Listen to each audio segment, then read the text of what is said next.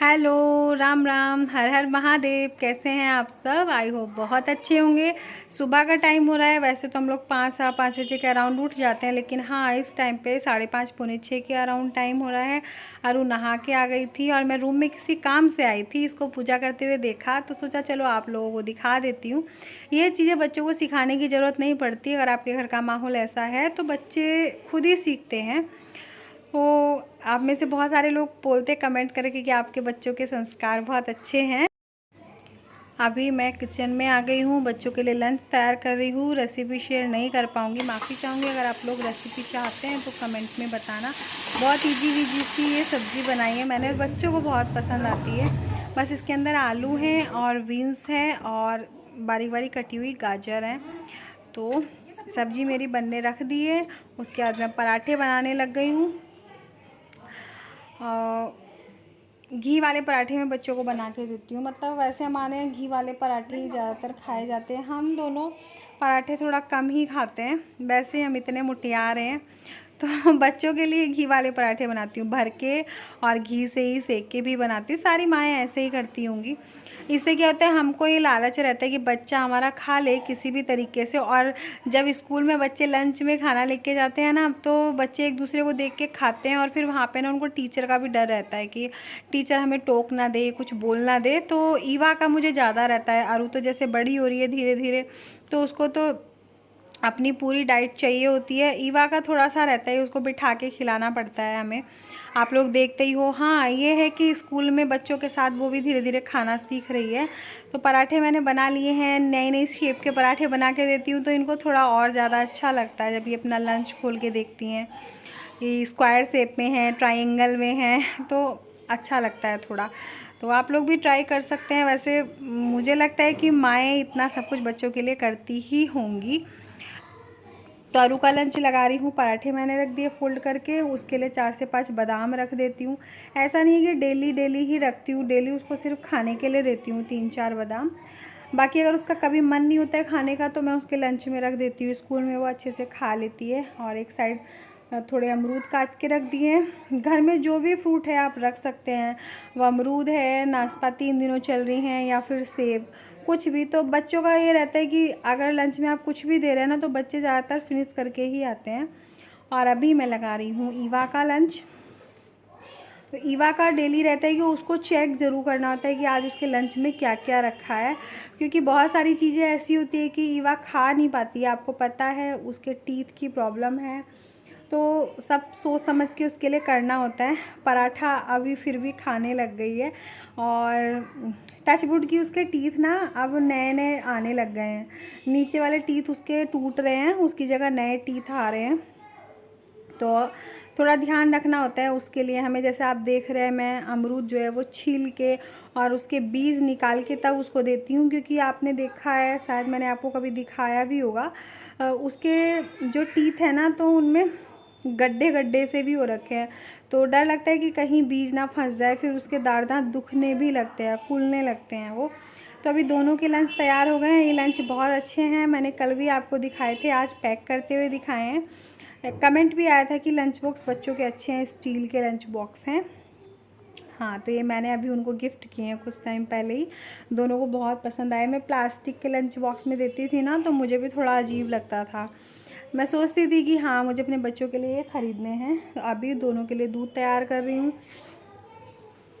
दूध सुबह शाम दोनों टाइम ही मैं देती हूँ। कोशिश करती हूँ कि दोनों टाइम मैं बच्चों को दूध दूँ, और पी भी लेती हैं, क्योंकि अभी उनकी हैबिट में आ गया है। ये हॉर्लिक्स वाला मिल रहा है तो आजकल अच्छे से पी लेती हैं। और अभी आरू का तो ये रहता है, आरू अपने बहुत सारे काम खुद करने लग गई है। आरू बहुत समझदार भी है, ये चीज़ आप लोग वीडियो के थ्रू भी देख लेते हैं। और वैसे भी आरू काफ़ी समझदार हो गई है, बड़ी भी हो रही है धीरे धीरे। ईवा का थोड़ा रहता है नाज नखरे हैं उसके, अभी वो छोटी भी है, सबसे छोटी ईवा ही है। तो उसको गोदी में बिठा के ये बहाना वो बहाना ऐसे करके उसको ये सब पूरा दूध फिनिश कराना होता है। I know you told your friend you're not okay, and tell me what's wrong and why you never said you felt that way. And guess you're trying to stay strong and fake a smile until I look away. But I've known you too long, it hurts to watch your blue to cry as you fade away,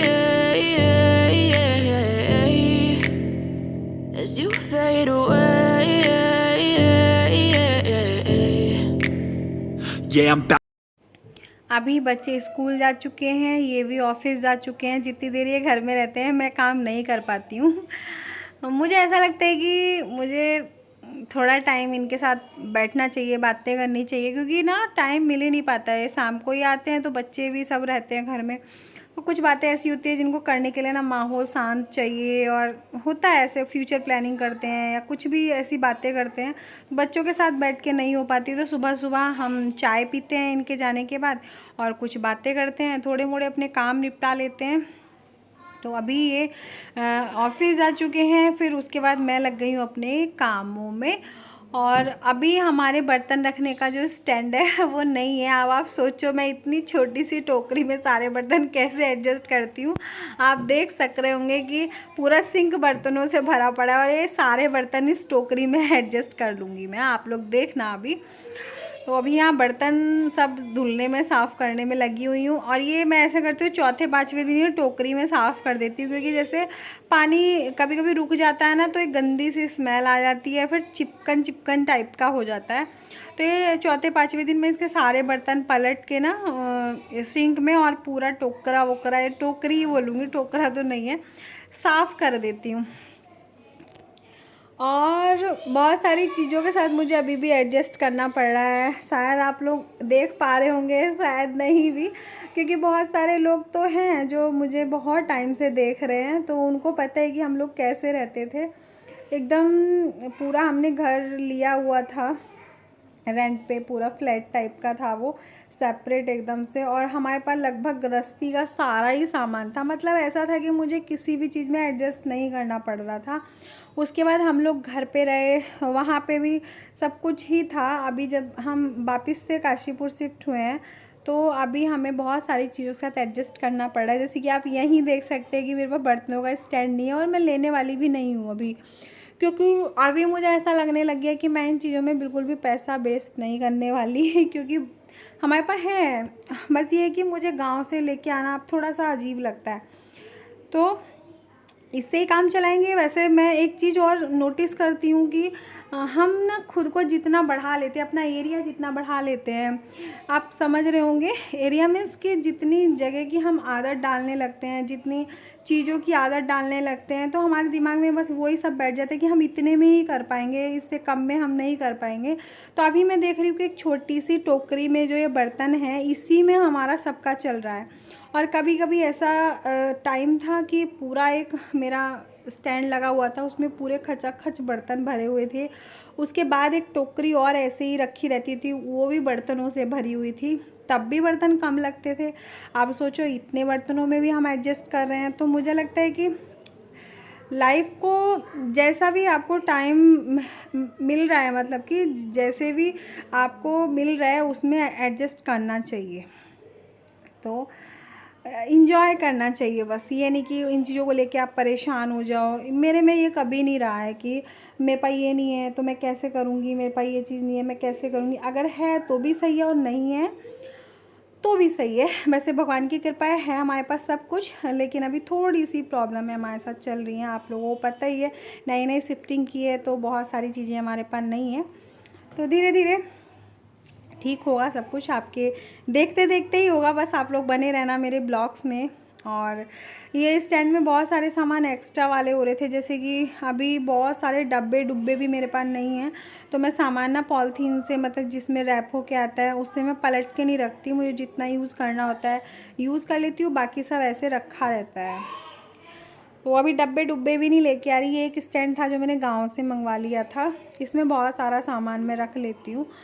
तो बस kitchen मेरी लगभग clean हो चुकी है और चीज़ों को हटा हटा के साफ़ करना रहता है ना। थोड़ा काकरोच का वहम रहता है कि कहीं काकरोच ना रहे। अगर हम तीसरे चौथे दिन ये सारी चीज़ें हटा हटा के साफ़ नहीं करेंगे तो कई बार काकरोच हमारे किचन में हो जाते हैं। और अभी तक तो हमारे यहाँ ऐसा कुछ है नहीं, आगे भी देखते हैं जैसे भी हो। अभी गैस साफ़ करने लग गई हूँ, तो ये सुबह सुबह वाला काम रहता ही है, ये तो रोज़ का ही रहता है, गैस ऐसे साफ़ करना। और ये काउंटर टॉप साफ़ करना, सामने वाले टाइल साफ़ करना, तो ये आदत मेरी शुरू से ही रही है। यही वजह है कि मेरा घर, मेरी किचन क्लीन ही रहती है और काम करने में भी मज़ा आता है। ये वाली किचन थोड़ा बड़े साइज की, आपने वो किचन भी देखी है जो बहुत छुटकू सी किचन थी हमारी, वो क्यूट सी लगती थी कि उसमें 2 लोग एक साथ खड़े भी नहीं हो सकते थे। तो किचन मेरी वो भी बहुत अच्छे से साफ़ रहती थी। तो बस अभी मेरी किचन साफ़ हो चुकी है। अभी नीचे इसके फ़र्श की थोड़ा धुलाई कर देती हूँ, रोज़ रोज़ नहीं, लेकिन हाँ 2-3 दिन में पानी डाल के इसकी धुलाई कर देती हूँ, क्योंकि ऐसा होता है कुछ कुछ चीज़ें फ़र्श पे गिर जाती हैं, उसकी वजह से ना फ़र्श चिकना चिकना मतलब ऑयली टाइप का हो जाता है, तो जो कि पोछे से साफ़ नहीं हो पाता है। तो कई बार मैं पानी डाल के ऐसे वाइपर से खींच देती हूँ तो फ़र्श एकदम साफ़ हो जाता है। I know you told your friend you're not okay, and tell me what's wrong and why you never said you felt that way. And guess you're trying to stay strong and fake a smile until I look away. But I've known you too long, it hurts to watch your blue eyes fade to gray as you fade away, as you fade. कपड़े डाल दिए machine में, साथ के साथ धुलते रहेंगे। कल पता है क्या हुआ, कल मैं कपड़े डाल के आई छत में और मैं उनको लाना भूल गई, और शाम के टाइम हम लोग कहीं गए हुए थे, बारिश आई और सारे कपड़े फिर से भीग गए। तो बारिश वाले पानी से एक स्मेल आती है अजीब सी कपड़ों से, तो वो सारे कपड़े भी थे, कल वाले और आज वाले भी, तो बहुत सारे कपड़े हो गए थे धुलने के लिए। तो मैंने आज मशीन लगा दी थी और बेडशीट वगैरह भी चेंज की है। मुझे लगता है तीसरे चौथे दिन बेडशीट चेंज कर ही देनी चाहिए, क्योंकि एक अजीब सा नहीं, वैसे मतलब गंदी भी नहीं लगती है और वो अजीब सी लगती है, मतलब कि चिप चिप टाइप की। और वैसे ही बरसात हो रही है ना, तो चीज़ें आजकल जल्दी ही वैसे हो जाती हैं, मतलब कि मॉइस्चर की वजह से ना अजीब सी हो जाती हैं। तो तीसरे चौथे दिन बेडशीट चेंज कर देनी चाहिए, क्योंकि दिन भर यही रहता है, कहीं से भी घूम फिर के आओ यहीं पे बैठ जाओ, कहीं से भी घूम फिर के आओ। I know you told your friend you're not okay, and tell me what's wrong and why you never said you felt that way. And guess you're trying to stay strong and fake a smile until I look away. But I've known you too long, it hurts to watch your blue eyes fade to gray as you fade away. जैसे कि दूसरे तीसरे दिन बारिश हो ही जा रही है, तो आजकल धूल मिट्टी घरों में थोड़ी कम आ रही है, तो बहुत ज़्यादा डस्टिंग करनी नहीं पड़ती है। लेकिन मेरे तो बच्चों, आपको पता ही है, बैठ के बेड पे कुछ ना कुछ खाते ही रहते हैं, तो इधर उधर डाल देते हैं।